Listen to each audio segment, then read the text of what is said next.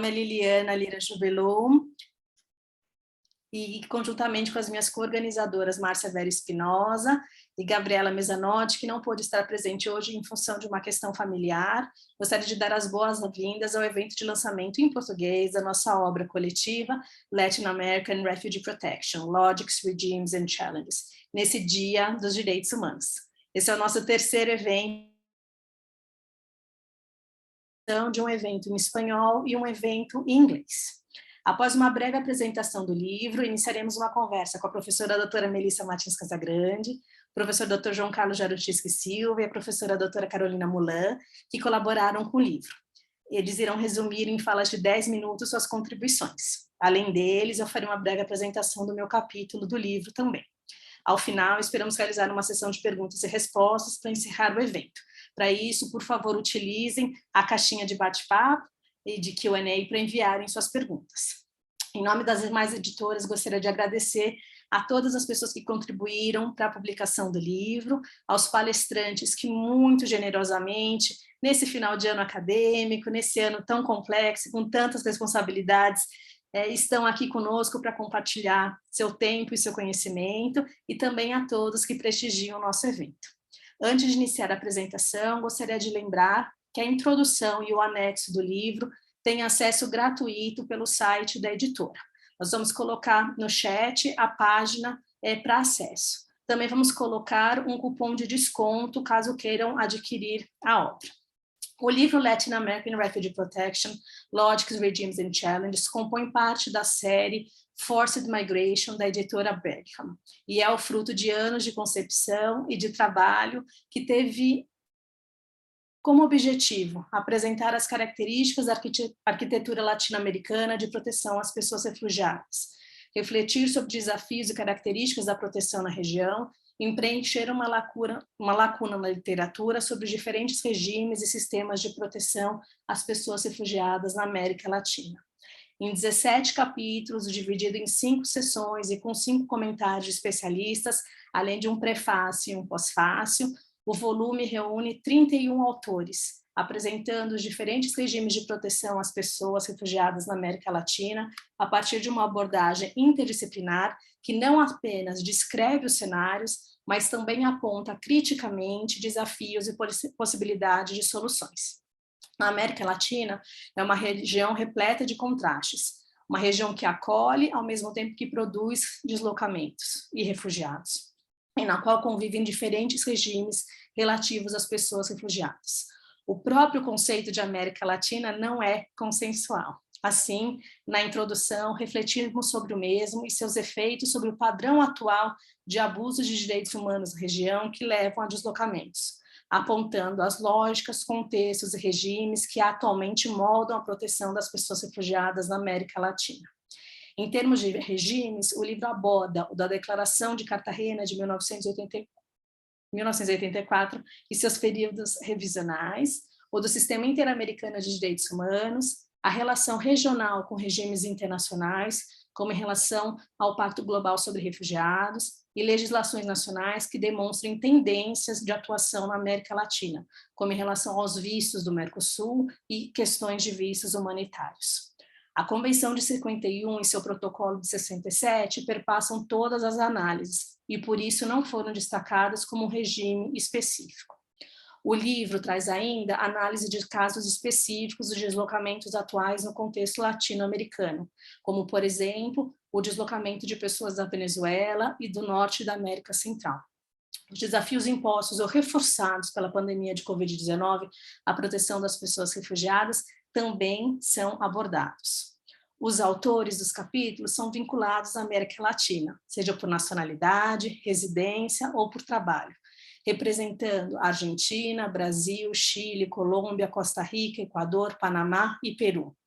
Cada sessão do livro é seguida por um comentário, que advém de colegas da Argentina e do México, e também de fora da região latino-americana, em países como Austrália, Canadá e Estados Unidos. O prefácio é assinado por James Hathaway e o pós-fácio por Carolina Mulan,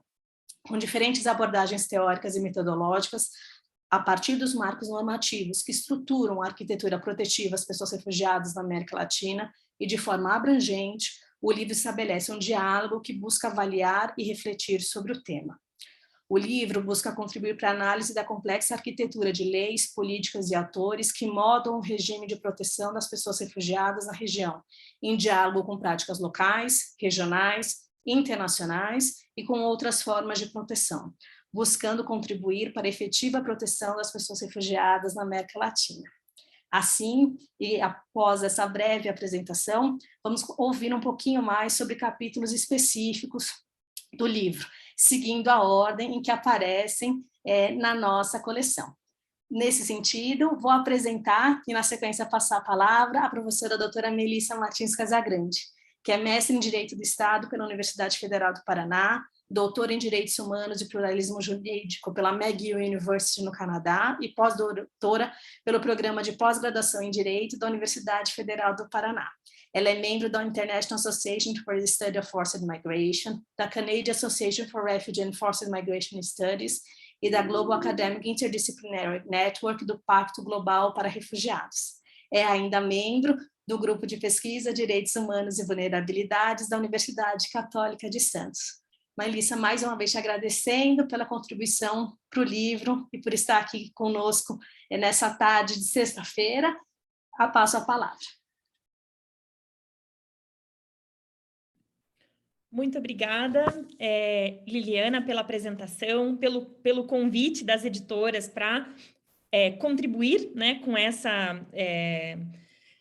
esse capítulo para o livro, que é resultado de uma pesquisa sobre a proteção de pessoas refugiadas pela Corte Interamericana de Direitos Humanos. Obrigada pelo convite para compartilhar com vocês aqui em português, né, trazendo uma nova perspectiva, né, para o livro, que é todo escrito em inglês por autores latino-americanos, no evento, né, num dos 3 eventos de lançamento desse livro. Então, parto direto ao ponto e a uma apresentação, uma breve apresentação da pesquisa, consciente que nós não temos muito tempo, e como nós todos gostamos muito do tema, né, eu tenho que pôr aqui o cronômetro para garantir que não vou falar demais aqui, vou deixar um tempinho para a gente discutir essa temática também no momento das perguntas. Então, por que falar de iniciativas ou sistemas regionais de proteção? Como o Sistema Interamericano de Proteção de Direitos Humanos e, mais especificamente, a Corte. 85% dos refugiados, incluídos aqui imigrantes forçados venezuelanos, que têm o status de refugiado, mas também aqueles que se enquadram em outras categorias jurídicas de proteção, estão em países do sul global. Portanto, iniciativas de proteção que sigam parâmetros globais, que sejam implementadas localmente, com a consideração de determinadas características específicas de um espaço cultural e geográfico é muito importante. E essa implementação regionalizada, por meio de diretrizes específicas, portanto, as características jurídicas, políticas, econômicas e sociais daquela realidade específica, são um caminho efetivo para essa proteção, para a proteção das pessoas refugiadas. Nessa linha de uma localização de parâmetros protetivos globais, a Declaração de Nova York para Refugiados e Imigrantes, assim como os instrumentos de proteção que derivaram da Declaração de Nova York, como o Pacto Global para Refugiados e o Pacto para a Migração Segura, Ordenada e Regular, enfatizam e encorajam em uníssono esses 3 documentos, portanto, a implementação, uso e constante atualização de mecanismos de proteção regionais e subregionais. Nesse contexto, que se constrói a minha contribuição para o livro, né? Que é uma análise do regime de proteção interamericano, mais especificamente da Corte Interamericana de Direitos Humanos, e a perspectiva de análise é a consolidação progressiva de diretrizes protetivas de pessoas refugiadas expressas pela jurisprudência da Corte Interamericana de Direitos Humanos. Essa jurisprudência, na análise específica realizada aqui para o livro, é composta por 3 opiniões consultivas sobre direitos de pessoas migrantes, de 1999, de 2003 e de 2014, e que se aplicam a refugiados, considerando que refugiados também são migrantes. e uma opinião consultiva sobre o direito de asilo, especificamente, de 2018. Em relação à competência contenciosa da Corte, já que as opiniões consultivas fazem relação e dizem respeito à competência consultiva da Corte, então, em relação à competência contenciosa, a jurisprudência, além dessas 4 opiniões consultivas, também abarca um caso contencioso, que é o caso Pacheco Tineo versus Estado Plurinacional da Bolívia, de 2013, né, em que se analisa a violação de direitos humanos de uma família de pessoas refugiadas. As conclusões da pesquisa, resumidamente, né, aqui em linhas bastante gerais e só apontando aqueles pontos, né, mais cruciais da pesquisa, são de que a jurisprudência da Corte tem uma abordagem que aplica tratados globais e regionais do regime de proteção e se desdobra em 3 perspectivas ou aspectos de proteção a pessoas refugiadas. A primeira perspectiva, ou a primeira abordagem, seria a de salvaguarda do direito de asilo propriamente dito, ou seja, do direito previsto na Convenção Americana de Direitos Humanos, que uma pessoa tem de buscar e receber asilo. A segunda perspectiva dessa abordagem tripartite é a que pode ser entendida como uma ramificação desse direito de asilo propriamente dito, né? Ou um direito derivado do direito de asilo, que é um direito ao devido processo legal e a garantias procedimentais no contexto de solicitação de refúgio ou mesmo de recurso à decisão do Estado de não declaração da condição de pessoa refugiada. Então, a primeira perspectiva dessa abordagem, a salvaguarda do direito de asilo propriamente dito. A segunda é uma ramificação desse direito de asilo propriamente dito, com direito ao devido processo legal e garantias procedimentais no contexto da solicitação e de um recurso a uma solicitação eventualmente negada. E a terceira perspectiva dessa abordagem tripartite, o princípio do non-refoulement, ou não devolução, reconhecido pela própria Corte Interamericana de Direitos Humanos como uma norma de jus cogens, ou seja, como uma norma inderrogável do direito internacional, e aplicável a pessoas refugiadas, a solicitantes de refúgio, reconhecidos como tal, tanto de acordo com os critérios estabelecidos pela Convenção sobre o Status de Refugiado de 1951, que é aplicada pela Corte na sua jurisprudência, como pela Declaração de Cartagena, de 1984, aplicável também regionalmente, e que expande o conceito de pessoa refugiada. Então, identificada essa abordagem tripartite, né, de 3 perspectivas base, do direito de asilo propriamente dito, das garantias procedimentais e do direito de non-refoulement, existem outras características ou abordagens e perspectivas da jurisprudência da Corte que também podem ser identificadas como contribuindo como grandes contribuições, portanto, para progressivas, né, dessas diretrizes para a proteção de pessoas refugiadas expressas pela Corte Interamericana de Direitos Humanos. A pesquisa propõe, além dessa abordagem tripartite, que a proteção da pessoa refugiada pela Corte ela tem também um foco, né, que é prática comum e corrente de toda a Corte, em toda a jurisprudência da Corte, mas se aplica também aos direitos de pessoas refugiadas e solicitantes de refúgio, que é a aplicação do princípio pró-pessoa. O princípio pró-pessoa, em linhas bem gerais, estabelece como ponto focal da decisão os direitos humanos da suposta vítima de violação de direitos, ou seja, a pessoa refugiada ou solicitante de refúgio nesse caso. E esse foco nos direitos humanos da própria suposta vítima garante e sedimenta uma proteção do direito da pessoa de solicitar e receber asilo, e não, ao contrário do que praticam cortes nacionais e até outras cortes de direitos humanos, o foco não é no direito do Estado de declarar a condição de pessoa refugiada. Então, o foco da Corte Interamericana, aplicando consistentemente o princípio pró-pessoa, sempre na pessoa que está que é uma pessoa refugiada ou solicitante de refúgio, e não no direito que um Estado tem, eventualmente, de declarar a pessoa refugiada. Outros fatores que também contribuem para a sedimentação de uma cultura jurisdicional internacional de proteção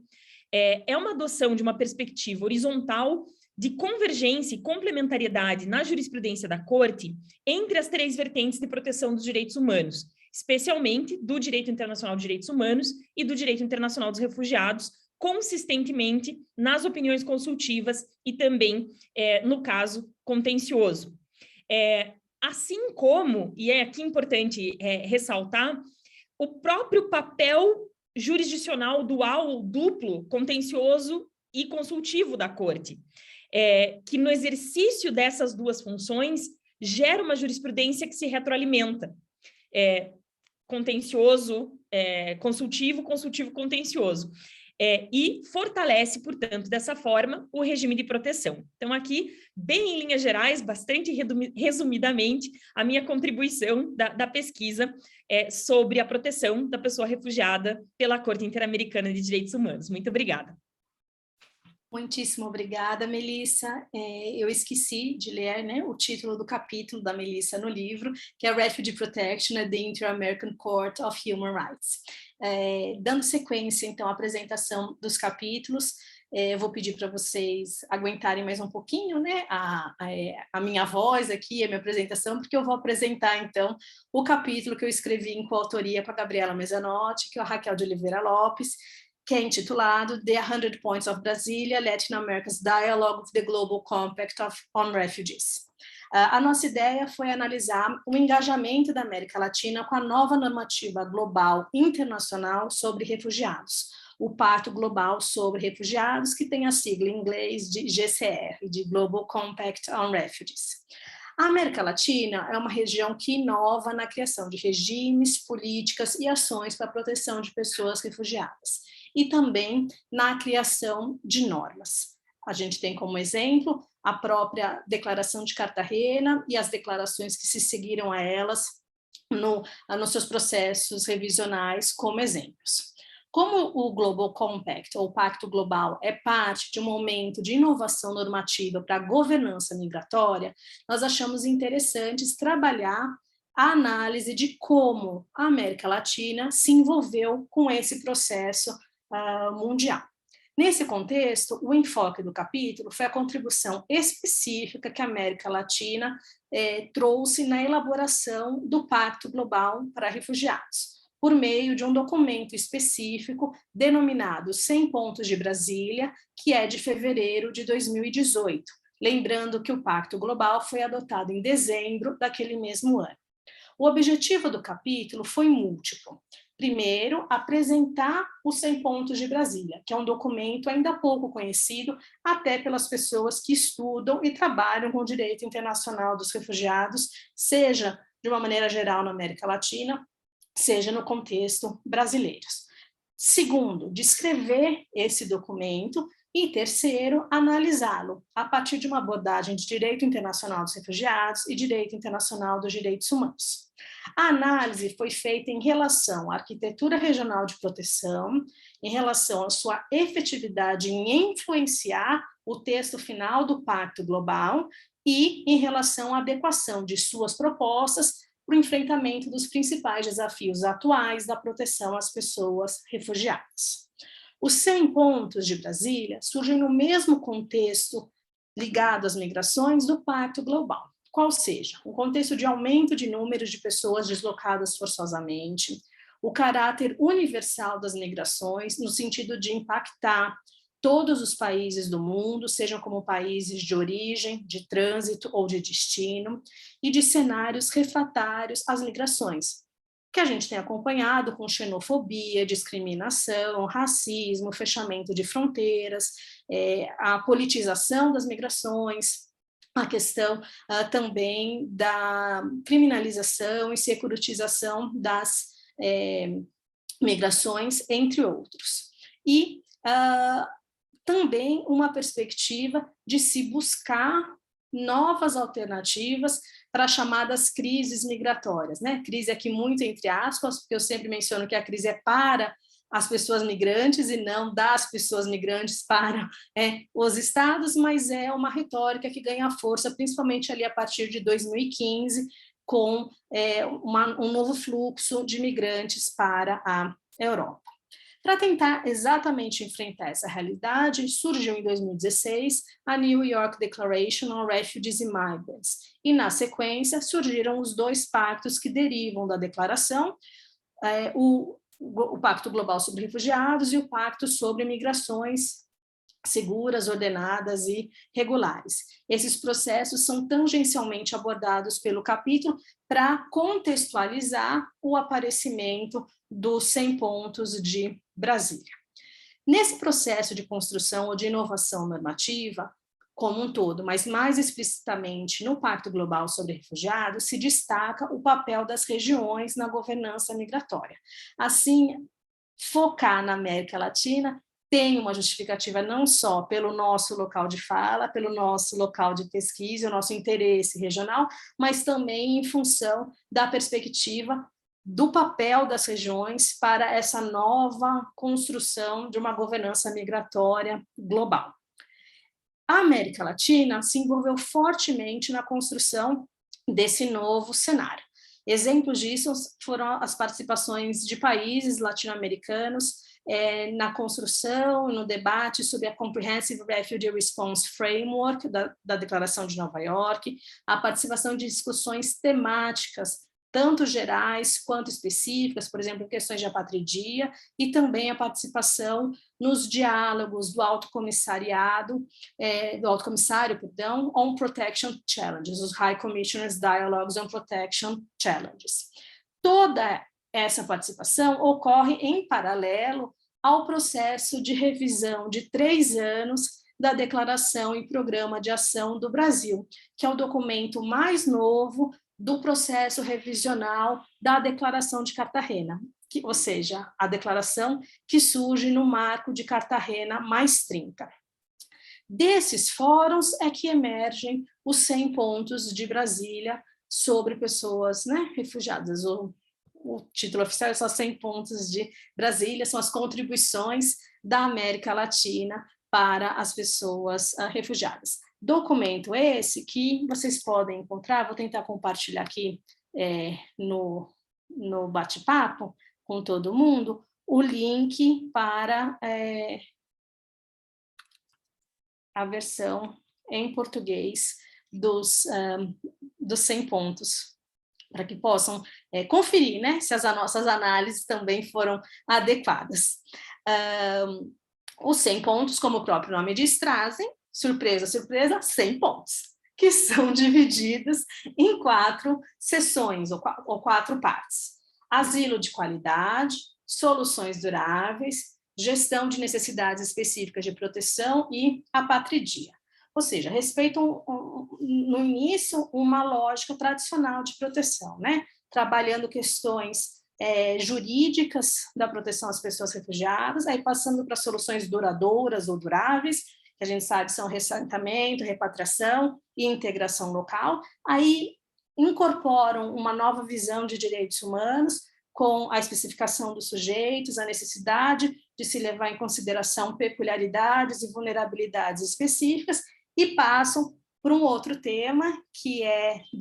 a competência do Acnur, do Alto Comissariado das Nações Unidas para Refugiados, no contexto da ONU, que é o tema da apatridia, e aí que no nosso painel hoje a gente tem a Melissa, que é especialista nessa área. Dentro dessas 4 partes, existem várias subdivisões que vão especificar as propostas dos 100 pontos.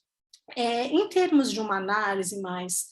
direta do documento, porque se vocês forem olhar o capítulo, vocês vão ver que a gente apresenta cada uma das seções,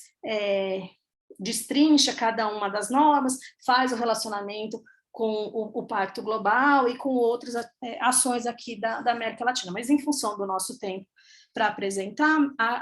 vou focar só nas principais conclusões que nós tiramos ao analisar o documento. A gente percebe que ele reflete tanto um histórico de engajamento com o tema do direito de asilo na América Latina, quanto boas práticas que já existem há bastante tempo aqui na região. O documento compartilha com o Pacto Global uma abordagem de migração ligada ao desenvolvimento, trazendo um foco nas pessoas migrantes e nas comunidades de acolhida. Também compartilha uma ênfase nas propostas de solidariedade e cooperação, destacando que o non-refoulement decorre dessas duas grandes características. Diferentemente do Pacto Global, os 100 pontos é um documento muito mais protetivo e prático. Acho que colocando por terra aí algumas questões de... não sei se eu posso, como é que eu posso definir, mas de viralatismo que a gente às vezes tem na América Latina, né? Achando que a gente é muito no ideal, que a gente fala e não faz nada. Não, esse documento é muito mais pragmático e ele traz um foco em ações para a proteção. Se a gente for olhar o Pacto Global, ele é muito mais aspiracional e ele trabalha muito mais com possibilidades de alteração de estrutura do que efetivamente um foco em como se chegar a essas questões. Até por isso que uma das principais questões do Pacto Global é a criação de indicadores para que se possa medir o progresso da implementação do Pacto Global. Os 100 pontos também tem um foco muito mais interessante em termos de proteção imediata. Ele traz a proteção antes de falar de prevenção, antes de falar em preparação, o que o difere do Pacto Global, porque o Pacto Global foca muito mais em como prevenir, como estar preparado para depois chegar na questão de como proteger as pessoas refugiadas. E outra diferença significativa é que os 100 pontos é muito mais abrangente. Ele fala de outras questões migratórias, outros tipos de deslocamento forçado, e menciona explicitamente solicitantes de refúgio, o que não acontece no Pacto Global. Por tudo isso, e não correndo o risco de ser bairrista, mas em função das conclusões mesmo que a gente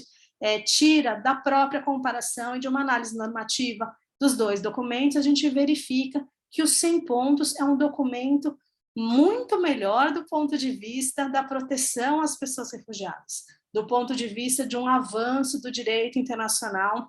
dos refugiados. E, de repente, já que ele não foi totalmente incorporado pelo Pacto Global, ele pode, pelo menos, vir a servir como uma inspiração para essa implementação, já que o Pacto Global também tem essa ideia de indicadores para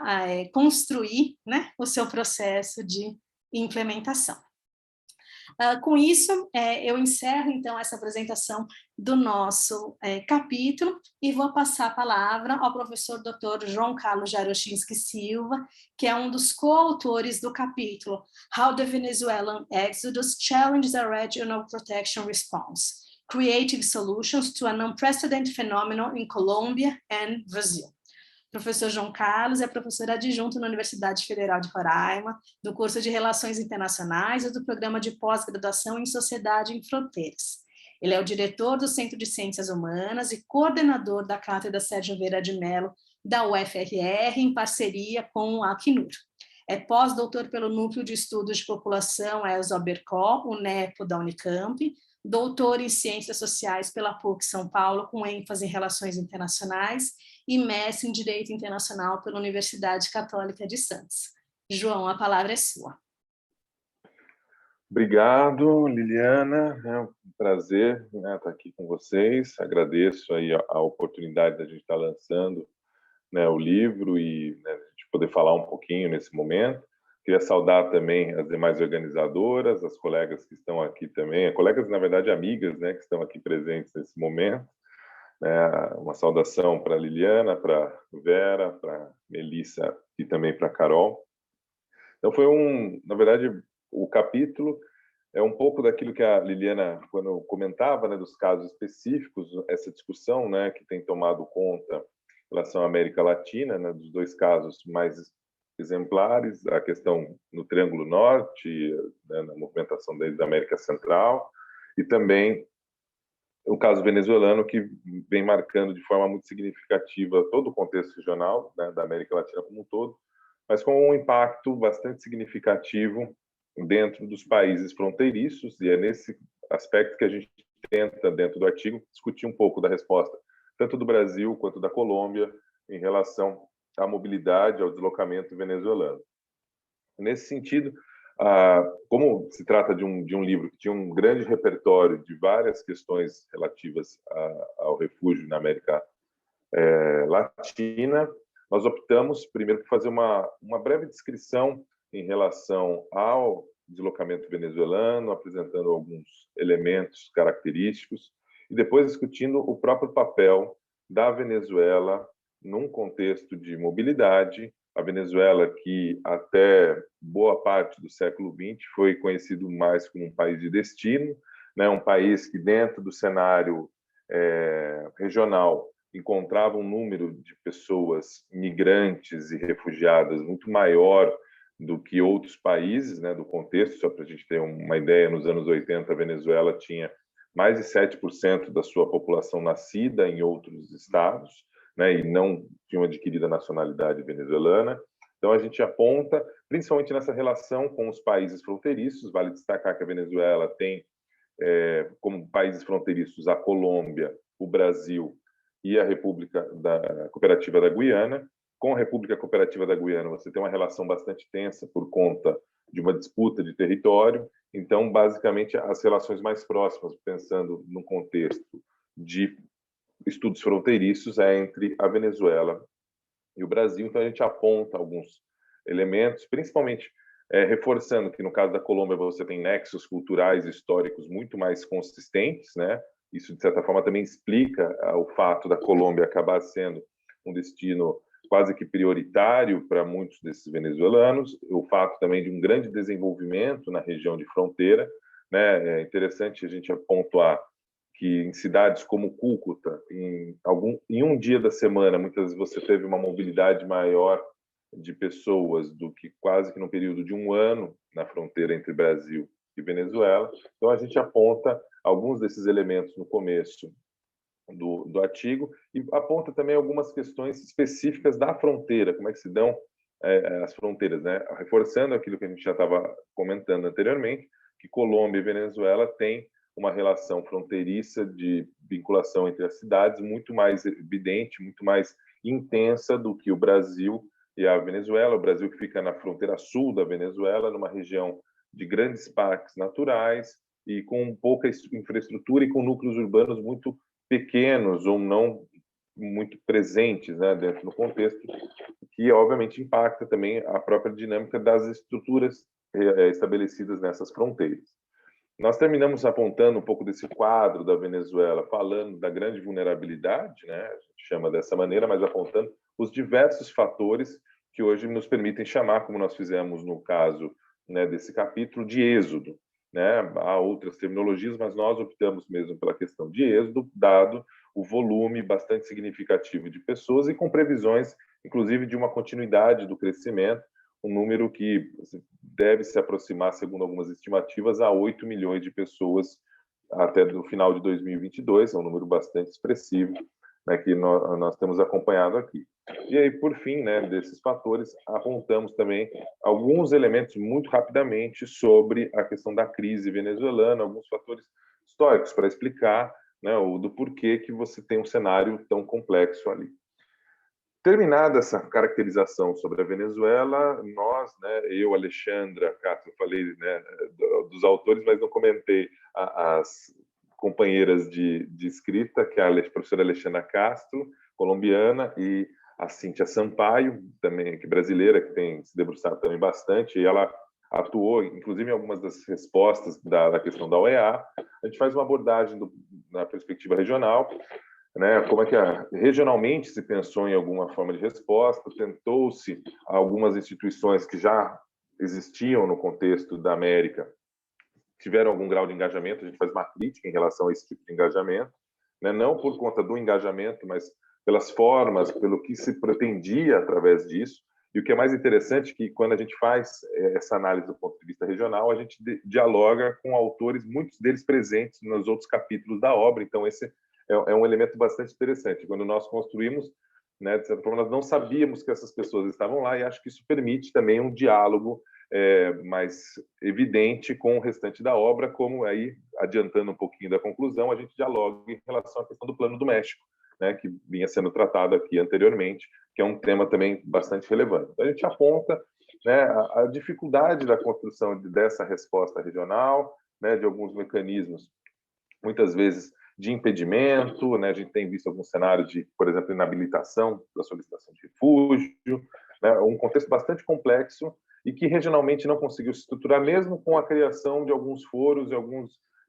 cenários de construção de debates, mas era uma perspectiva que a gente até, de certa forma, faz a crítica no sentido de falar, olha, parece que eles se preocupam muito mais numa dinâmica de ataque ao governo venezuelano do que pensar numa resposta para as debilidades dessas pessoas que se encontram no seu estado, numa perspectiva que não contempla uma dinâmica de médio prazo, né? Como se simplesmente a mudança do governo as pessoas retornariam. Então, a gente critica bastante esse tipo de resposta. Aí a gente segue apontando um pouco da dinâmica da Colômbia, né? A gente opta por falar primeiro da Colômbia para depois falar do Brasil, né? Dado primeiro a questão do volume, dado também, né, algumas das respostas, apontando, como a gente chama no capítulo, dessas respostas, vamos dizer assim, tanto quanto inovadoras, mas que no final elas têm uma característica bastante problemática, que é enfraquecer, em alguns casos, institutos jurídicos que foram estabelecidos, né, por processos históricos, por demandas, por bastante debate. Então, se enfraquece no sentido de sempre se pontuar a questão do volume e da emergência, né? E você cria mecanismos ad hoc, né? E a gente aponta isso no caso venezuelano, no caso colombiano, que também se repete no caso brasileiro, e acho que esse é um elemento da comparação imediata, não só por serem países fronteiriços, mas também por esse uso de instrumentos ad hoc, que justifica aí a nossa resposta. Então, aponta-se uma série de debilidades dentro desses instrumentos em relação ao cuidado com essas pessoas. Acho que o caso mais exemplar, né, que chama bastante atenção, é o caso do PEP, que é a permissão especial de permanência para boa parcela dessa população. Então, a gente discute isso daí. No caso brasileiro, a gente também entra numa discussão em relação à temática jurídica, né, que em relação a esse movimento, e aí a falência dos mecanismos regionais desde a perspectiva do Mercosul, cria-se instrumentos que, em tese, não são específicos para a Venezuela, mas que são criados, evidentemente, para a Venezuela, com algumas questões que chamam bastante atenção em relação a isso, como uma escolha, de certa forma, talvez não orientada em relação à solicitação, né, do reconhecimento da condição de pessoa refugiada ou de uma autorização de residência, uma autorização também que, como a gente demonstra, ela tem um caráter temporário, né? Você tem uma dinâmica de renovação, mas que pode vir, por ser um instrumento infralegal, ele ser desconstruído mais à frente. Então, a gente discute um pouco, né, dessas temáticas, aponta até um processo bastante interessante que chamam aqui em relação a algumas ações, algumas demandas por resposta por parte do judiciário, né, do judiciário sendo provocado, né, para exigir das autoridades competentes algum tipo de resposta. A opção do caso brasileiro, a gente continua dialogando, né, que acho que isso ainda se faz presente de forma muito evidente, a ideia da resposta humanitária por meio da Operação Acolhida. Então, a gente apresenta para esse público, né, numa literatura um pouquinho mais completa em inglês, em relação à Operação Acolhida, alguns elementos, né, que trabalham principalmente essa perspectiva de uma interagencial, né, que envolve tanto sociedade civil, organizações internacionais e o próprio governo brasileiro. E, né, no sentido de tentar dialogar com várias das temáticas, a gente pode falar muito do reassentamento, uma espécie de naquele momento nós optamos por chamar de um deslocamento assistido por dentro do território brasileiro, que de certa forma incorpora um pouco da dinâmica do reassentamento como uma resposta preferencial. Acho que isso traz um caráter de muita atualidade, porque toda vez que você vê a manifestação da Operação Acolhida, eles falam que o pilar principal dos 3 pilares, que é ordenamento de fronteira, abrigamento e interiorização, e é disso que a gente está falando, dessa interiorização, a interiorização é o foco principal, então a gente discute em relação a essa temática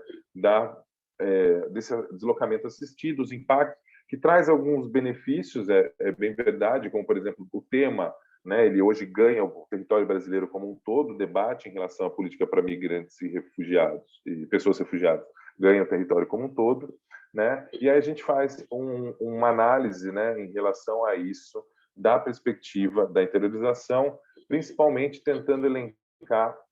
alguns pontos, né, algumas chaves, né, que a gente aponta no texto, em relação a esse paradigma novo que se estabeleceu aqui no contexto e que tem um impacto regional bastante forte, não à toa ele tem sido bastante explorado na ideia de uma boa prática e tem sido levado para outros territórios, né, para discutir essa questão de diminuição na pressão da fronteira e construção de uma responsabilidade em relação à resposta para outros cenários, né? Vale destacar que hoje no Brasil a gente tem por volta, estabelecidos no Brasil hoje, um pouco mais de 280 mil venezuelanos, né, os dados mais atuais que a gente tem. Então a gente conclui aí a problemática, esse uso reiterado de instrumentos ad hoc, de respostas específicas para esse grupo, que a gente tentou fazer nesse exercício comparativo Brasil-Colômbia, que são, né, dentro da nossa visão, os países que guardam aí, do ponto de vista dessas respostas provisórias, ad hoc, e também o fato de serem fronteiriços, apesar do que, do ponto de vista numérico, como a gente já analisou aqui, eles são bastante diferentes. Mais uma vez, parabenizo, né, as organizadoras pela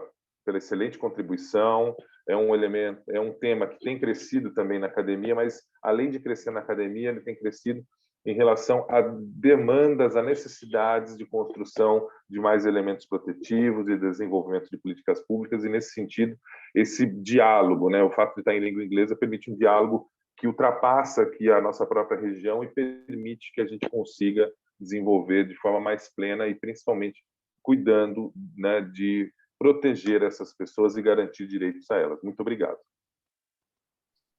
Muitíssimo obrigado, João. Antes de passar a palavra para a professora doutora Carolina, queria lembrar que, se tiverem perguntas, se quiserem já colocando no bate-papo aí do Zoom, a gente pode já ir selecionando para logo depois da próxima fala a gente abrir uma sessão de perguntas e respostas ou de debates. Tendo passado por São Paulo, Sheffield, Curitiba e Boa Vista, vamos a Belo Horizonte falar com a professora doutora Carolina Mulan, que é professora do Departamento de Ciências Econômicas e do Centro de Desenvolvimento e Planejamento Regional da Universidade Federal de Minas Gerais. Ela é coordenadora da Cátedra Sérgio Vieira de Mello, da UFMG, em parceria com o Alto Comissariado das Nações Unidas para Refugiados, o Acnur, e é PhD em Relações Internacionais pela McMaster University do Canadá. Ela contribuiu para o livro com o pós-fácil, intitulado Driving with the Rearview Mirror, Latin America and Refugee Protection. Carolina? Obrigada, Liliana, um prazer estar com você, Melissa, João, Márcia e todos os colegas, alguns dos nomes que eu reconheço aqui na lista. Agradecer pela oportunidade de ter lido o livro antes né, dos leitores e de ter podido refletir um pouco sobre o que eu acho é uma obra que tem tudo para se tornar uma obra de referência no campo dos estudos. Eu vou dizer das migrações, não só do refúgio, né, em parte porque muitos dos capítulos tratam, né, dessa interseção, desse processo de fragmentação das categorias. Então, acho que assim, eu começaria ressaltando alguns pontos que me parecem centrais da obra como um todo. Primeiro, consolidar e demonstrar, né, eu acho, a expansão do campo de estudos de refúgio e de migrações no contexto latino-americano. Né? Nós começamos na década de 60 com discussões ainda muito centradas numa ótica eminentemente legalista desse processo. Em alguma medida, o livro mostra, né, a pujança, a potência do diálogo interdisciplinar na região, de um diálogo que é não só entre gestores governamentais e não governamentais, mas também da sociedade civil, da academia, como parte dessa sociedade civil, e por que não dizer cada vez mais também dos atores e dos sujeitos refugiados e imigrantes como partícipes e protagonistas desses processos. Então, acho que isso é muito interessante de chamar atenção para a obra, né? Esse diálogo interdisciplinar, essa ênfase também multiescalar, me parece algo fundamental. É impossível entender os processos de mobilidade hoje sem tensionar as categorias que historicamente organizam a gramática e a estrutura de governança da mobilidade, essa cisão muito clara entre o regional e o global, entre o global e o local, né? Em alguma medida, a mobilidade nos coloca o desafio de uma análise que é uma análise transescalar, transnível, que seja capaz de pensar como se configuram essas assemblagens complexas, essa miríade de interesses e de dinâmicas políticas e sociais. Então, em alguma medida também,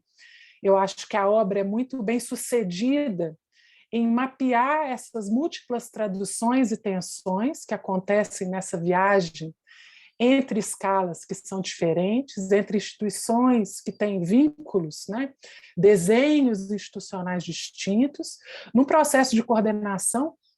bastante complexo, especialmente no contexto latino-americano. E o terceiro ponto, né, que me parece fundamental, é pensar o que temos, né, enquanto região, enquanto país, enquanto comunidade de recepção, mas também de expulsão, para aprender e ensinar, né, para os outros participantes dessas grandes redes de reflexão acadêmica sobre o tema da mobilidade, né, que vai se configurando claramente como um tema central da pauta política internacional contemporânea. Então, em alguma medida, também uma obra inglesa bem-vinda no sentido de apoiar, né, eu acho que esse esforço de diálogo que já existe do ponto de vista da centralidade da América Latina e dos países latino-americanos, como já bem pontuou Melissa, João e Liliana, que aqui me precederam, né, no processo de constituição dessa arquitetura normativa. Enfim, os nossos diplomatas, a nossa sociedade civil, né, latino-americana liderou muitos desses processos, né, mas lideramos também, infelizmente, muitas das experiências de expulsão, né, razão pela qual acho que a minha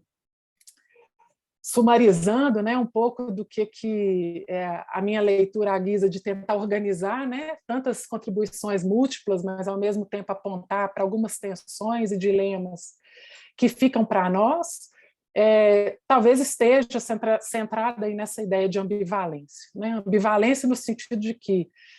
temos, de fato, né, uma plataforma regional que vai transbordado, né, nessa relação do campo dos direitos humanos, da judicialização de uma série de processos que vão fomentar transformações domésticas, locais, regionais e, por que não, globais, né? O papel da Corte Interamericana, como bem colocou a professora Melissa, da Comissão Interamericana de Direitos Humanos, de uma série de arranjos muitas vezes não institucionais, né, das conferências regionais que vão avançando essa agenda fórceps para alguns países da região, que vão redundar numa série de documentos importantes, como situou a professora Liliana, mas que, não obstante, também são marcados por uma série de tensões, né? A gente está falando aqui dos 100 pontos de Brasília, mas temos que lembrar que há várias reservas que alguns países, inclusive, fizeram aos 100 pontos de Brasília, por exemplo, no que toca à relação entre a proteção a populações refugiadas e os temas de gênero, né, de populações LGBTQI+. Né? Alguns países, como o Paraguai, vão fazer reserva a artigos, né,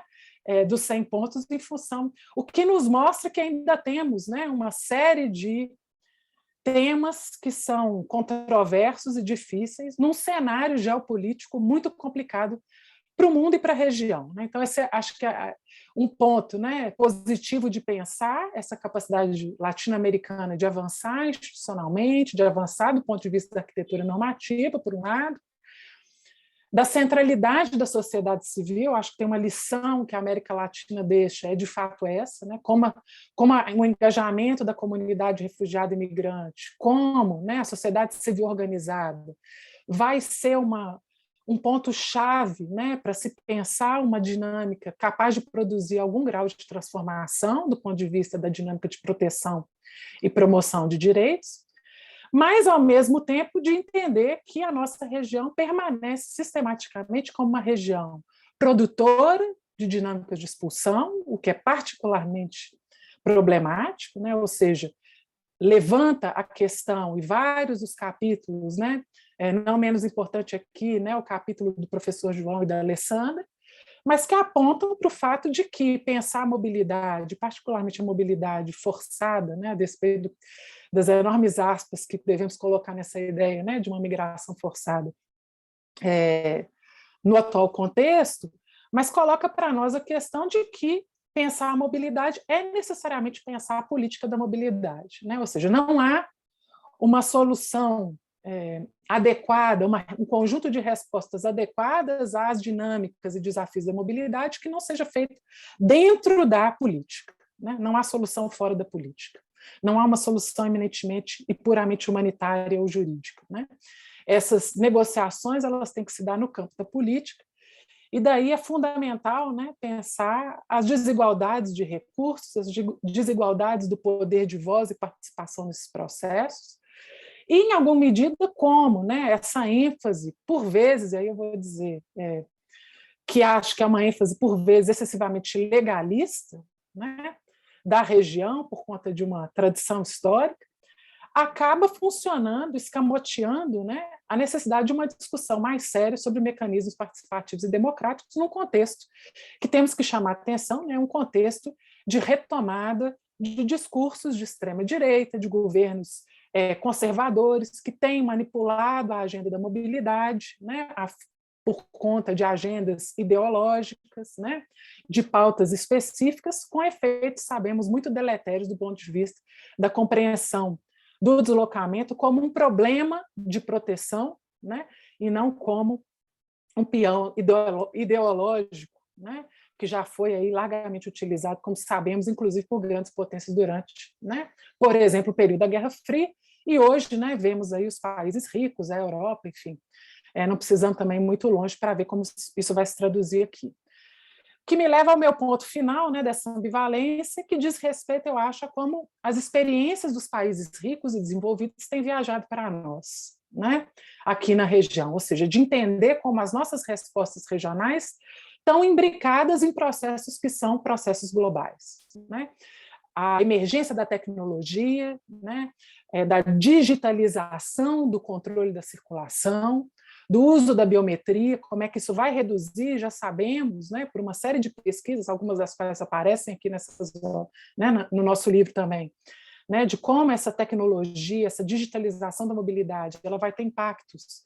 na restrição, inclusive, dos espaços de resistência, né, e de politização do tema. A fragmentação dessas categorias, né, como também esses modos de proteção subsidiária que vão emergir nos países centrais, né, vão viajar para nós, tendo muitas vezes um efeito deletério do ponto de vista da proteção, né, reduzindo muito desses institutos jurídicos a meras categorias de regularização migratória, num contexto regional em que nós sabemos que ter o documento é importante, mas não é condição suficiente para proteção, né? Ou seja, estamos num contexto periférico em que a promessa da cidadania nacional é uma promessa sempre, né, que opera sempre nesse horizonte de futuro, né, como algo nunca integralmente realizado. Então, precisamos pensar que a nossa solução, né, ou as nossas soluções regionais para as questões da mobilidade têm que dar conta, né, de dinâmicas estruturais de desigualdade que marcam as nossas sociedades de acolhida. Né, sem pensar como essas dinâmicas estruturais de desigualdade vão articular e limitar as possibilidades de resposta e recepção, dificilmente teremos avanços, né, do ponto de vista de pensar efetivamente políticas públicas, locais, regionais, que sejam efetivas para essa população. Então, acho que com isso, deixa essa nota um pouco pessimista, né, do ponto de vista, acho que do nosso momento histórico, mas também acho otimista do ponto de vista da pujança da nossa agenda de pesquisa, né, da nossa capacidade de produzir em contextos muito difíceis e de dialogar, né, de fortalecer essa rede, no que agradeço, acho em particular, as organizadoras do livro, né, porque têm liderado, de fato, né, esse esforço de consolidação de uma rede regional sobre a temática na América Latina. Muitíssimo obrigada, Carol. Enquanto a gente aguarda para ver se vai ter alguma pergunta ou se a gente vai fazer um pequeno debate aqui entre os palestrantes, numa nota pessoal, queria dizer que a publicação desse livro é o ápice assim, de um processo de muitos anos, né? Eu já queria trabalhar alguma questão da América Latina, em inglês, como o João falou, para ampliar as audiências, mas que também fosse um livro de latino-americanos, pensando a América Latina há muito tempo, e aí encontrei na Márcia e na Gabriela, duas parceiras a partir ali de 2019, para capitanear, digamos assim, esse projeto, mas fico muito feliz até com a fala, né, da Carol, uma expressão que ela usou, de o nosso livro, porque os autores realmente se engajaram com a temática e acho que não só pela generosidade, né, de trazer suas reflexões, compartilhar o seu conhecimento, mas todo mundo comungando dessa ideia de que existem coisas positivas e existem desafios na América Latina e que a gente precisa pensar em conjunto e ver o que já foi construído em termos de avanço e quais são os desafios, né, nessa busca constante de ampliar a proteção às pessoas refugiadas, né, na América Latina ou da América Latina, como a gente colocou na dedicatória, né, do livro. Márcia, não sei se para você está aparecendo alguma pergunta, acho que aqui para a gente não tem nada. Então, não sei se os palestrantes querem comentar uns dos outros, as falas dos outros, ou porque a gente é exceção, ou porque a gente vai comprovar que é mentira, que brasileiro é tudo atrasado, a gente está on time, entendeu? A gente fez tudo direitinho dentro da nossa perspectiva aqui para o evento. Então, se alguém quiser comentar algo mais, aproveitar esses minutinhos finais.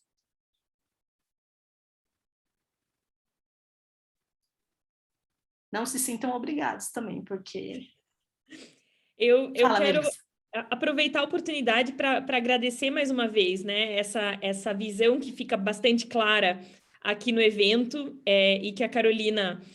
chama de rede, né, da construção dessa rede, que eu não tinha percebido como rede até agora,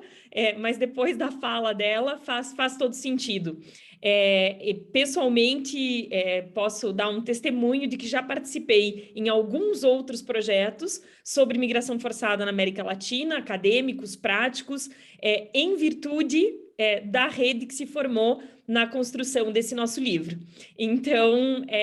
agradeço a oportunidade e acho que, além de ser um livro bastante interessante, bastante diferente daquilo que se tem, né, e disponível em língua inglesa, ele tem a possibilidade de criar e gerar muitos e muitos frutos aí no futuro, característicos dessa nossa discussão latino-americana, que é a de enfrentar novos desafios e revisar posições sedimentadas, e que é muito necessária. Então, muito obrigada pela construção dessa rede, e pela contribuição em geral, que não se reflete só no livro, mas também no futuro desse nosso pensar conjunto nas soluções para esses problemas que nós conhecemos tão bem, e para aqueles que nós ainda vamos conhecer. Obrigada, Melissa. Se eu puder, só puxar um ponto, um gancho com uma fala do João, que eu acho que seria interessante, já que estamos fazendo um evento em português, e imagino que a grande parte do nosso público, né, está olhando para esse tema, obviamente, a partir dos países de língua portuguesa, na América Latina, nós aqui no Brasil, né? E João pontuou muito bem no capítulo dele com o Alessandro sobre essa tensão, por um lado, de compreensão de que o Brasil tem papel de liderança normativa, que recebemos, né, um fluxo importante dos venezuelanos, mas vocês começam falando isso, né, que na realidade o Brasil é um destino secundário e que temos outras experiências, né, como o caso colombiano. Se você pudesse, eu acho que situar um pouquinho melhor a resposta colombiana, eu acho que seria muito interessante até para atrair, né, os nossos leitores aqui brasileiros e brasileiras, né, para entender, querendo ou não queremos, somos paroquialistas, né, aqui no Brasil, no que diz respeito a essa temática, e deixamos de compreender, eu acho, um pouco como estamos inseridos numa resposta que é uma resposta regional a esse fluxo em particular. Então, Carol, acho que é válido, né? A gente está discutindo isso. Obviamente, até por conta da formação da Alexandra, ela foca mais na questão jurídica, né? E aí você tem uma série de tentativas, né, por parte do governo colombiano, e uma resistência bastante grande em termos da aplicação da Declaração de Cartagena, né? Você tem, para resolução em relação a isso, você tem uma demora no processo, né, resistências, alega-se uma série de questões bastante interessantes, como, por exemplo, não, são retornados, a grande maioria das pessoas que chegam, daí, vamos priorizar a questão dos retornados, porque, como nós sabemos, a Colômbia foi um país, historicamente é um país de forte, vamos chamar assim, expulsão no contexto latino-americano, né? Parte da dinâmica da mobilidade forçada na América Latina perpassa essa trajetória da Colômbia, tanto que os estudos lá se desenvolveram bastante também em relação a isso, né, nessa questão de saída. A Venezuela foi um dos principais destinos dessa população, então você tem, obviamente, algumas conexões em termos de retornados e pessoas que são filhas, né, de migrantes, ou podemos chamar assim, até de refugiados colombianos nesses espaços. Dentro disso, né, parece que é uma ação diferente das respostas ad hoc entre Brasil e Colômbia. A do Brasil me parece que é uma resposta sempre ad hoc, mas com parece um pouco de planejamento em relação à Colômbia. Então, você tem uma dinâmica, por incrível que pareça, um tanto quanto mais rápida quando você pensa em termos comparativos numéricos para o Brasil tomar uma decisão. Me parece que a capacidade da sociedade civil brasileira de pressionar alguns órgãos e até a própria estrutura de alguns órgãos que foram montados anteriormente, o CENIG, ou mesmo algumas respostas via portaria interministerial, numa pressão que se dá via Casa Civil ou outro órgão, é um pouco mais rápido do que a colombiana, onde você chega quase num quadro de esgotamento, né, de uma forte... como que eu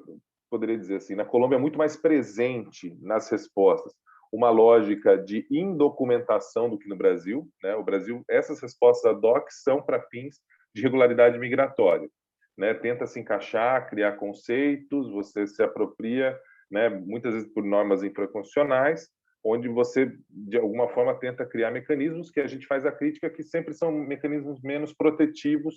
do que se a gente aplicasse, de fato, o Estatuto dos Refugiados e agora a nova lei de imigração. No caso colombiano, você tem a perspectiva da indocumentação de forma muito mais presente. No caso dos venezuelanos, isso permanece. Acho que isso ficou bastante evidente na discussão sobre a vacinação ou não, né? Acho que tem que ponderar também, né, para quem vai para Cúcuta, né, e ali Táchira e Cúcuta, né, uma de cada lado, você tem uma movimentação diária de aproximadamente 40 mil pessoas, né, que não encerra. Hoje, parte da subsistência dessa região mais próxima da Colômbia, a região de Zulia e outras partes ali da Venezuela, depende dessa mobilidade, né, esse deslocamento pendular, né, para ir da obtenção, mesmo com todas as dificuldades que são impostas a essa circulação. Só para pontuar, a ponte que liga Táchira a Cúcuta não tem travessia de carros. Então, você tem que fazer essa travessia a pé, e aí você cria algumas figuras como carregadores, né? Quase que parece que você está na antiguidade, né? As pessoas carregando compras e não sei o que, subsistência para conseguir chegar no território. Mas houve uma perspectiva, e aí vale destacar que mesmo os dois países vivenciando processos mais vinculados a um domínio, principalmente da direita política, me parece que a retórica, no caso venezuelano, do caso colombiano, é muito contrária à mobilidade, tem sido muito mais implementada pelo governo, porque não há uma institucionalidade engajada de forma tão significativa, tão intensa quanto tem no Brasil, apesar do volume ser muito maior. Então, quando você pensa a presença das organizações internacionais, a presença de órgãos da sociedade civil, mas principalmente quando você pensa na institucionalidade da colombiana, né, da política colombiana na fronteira, ela é muito diminuta em relação à comparação no Brasil. E aí o fato, né, de você ter uma resposta militarizada aqui, você tem uma institucionalidade que, obviamente, ela também tenta auferir ganhos com essa resposta, notadamente da Operação Acolhida, né? Ela tenta institucionalmente conseguir recursos, credibilidade, a ideia da mão amiga muito presente. Isso não se faz na Colômbia, o que, obviamente, abre espaço para que, mesmo dentro do ponto de vista interno, você tenha movimentos de resistência, e aí você chega num quadro, como eu estava apontando, de quase que um esgotamento, de um excessivo número de irregulares, né? De uma tensão social, que acaba aí propiciando também outros tipos de resposta ad hoc, mas com uma vasta resistência em relação à aplicação dos elementos, né, dos instrumentos normativos já presentes. Então, uma crítica que a gente faz, no geral, a gente fala tanto no avanço da América Latina em termos protetivos, região de acolhimento, né, de discussão, de ampliação, por exemplo, do Conselho de Refugiados, e que dá também para a gente aplicar numa série de outras questões da mobilidade, né, conforme você mesmo colocou na sua fala, mas nós não, no momento de crise, na hora que esses elementos são pressionados, você tem uma resposta em alguns casos, bem específica de exclusão, de impedimento de entrada. Acho que o Chile é um exemplo bastante significativo. No caso de Brasil e Colômbia, não dá para você pensar nisso, porque são fronteiras porosas, os dois espaços, né? Você tem uma fronteira de grande circulação, no caso da Colômbia, muito maior do que aqui, mas você faz uso de elementos que não contemplam aquela lógica protetiva que, de certa forma, construiu todo esse aparato jurídico normativo, né? Então você tem uma dificuldade e, assim, pensando no caso colombiano também numa comparação com o brasileiro, ambos estão engatinhando na perspectiva de políticas públicas, de associação. Você tem entes subnacionais que hoje já pensam, olha, tem um número muito grande de venezuelanos aqui, como é que a gente faz, quais são as respostas, o que desenvolver em relação a... Então você tem algumas questões, mas que em ambos os casos a gente vê uma dificuldade de institucionalização disso. Então você vive numa retórica que me parece bem consistente aqui na região, de venda de boas práticas, mas que você também não... Como elas continuam sendo... Podem ser boas práticas, mas como elas são ad hoc, você não consegue enxergar dinâmicas de futuro de que isso vai se consolidar em termos das respostas para esses movimentos de maior pressão, né? Os dois movimentos hoje que a gente tem de maior pressão por termos quantitativos são muito afetados, né, por uma alta vontade dos estados de retoricamente se engajarem, mas que do ponto de vista de recursos e de engajamento na prática, ele é bastante limitado. Obrigada de novo, João. E só lembrando que, do ponto de vista do deslocamento de colombianos, a gente também tem um capítulo no livro relacionado ao processo de paz, né, da Colômbia desde 2016, escrito pelo Wellington Carneiro. Queria, então, começar o encerramento aqui da nossa sessão, mais uma vez agradecendo imensamente a professora doutora Melissa Martins Casagrande, professora doutora Carolina Mulan, professor doutor João Carlos Jarochinski Silva, as minhas coorganizadoras, a professora Márcia Vera Espinosa, a professora Gabriela Mesanotti, e agradecendo a quem veio prestigiar aqui o nosso evento e dizer que a gente espera que o livro seja uma contribuição positiva no avanço das práticas protetivas às pessoas refugiadas da América Latina. Muito obrigada, boa tarde, um ótimo final de semana.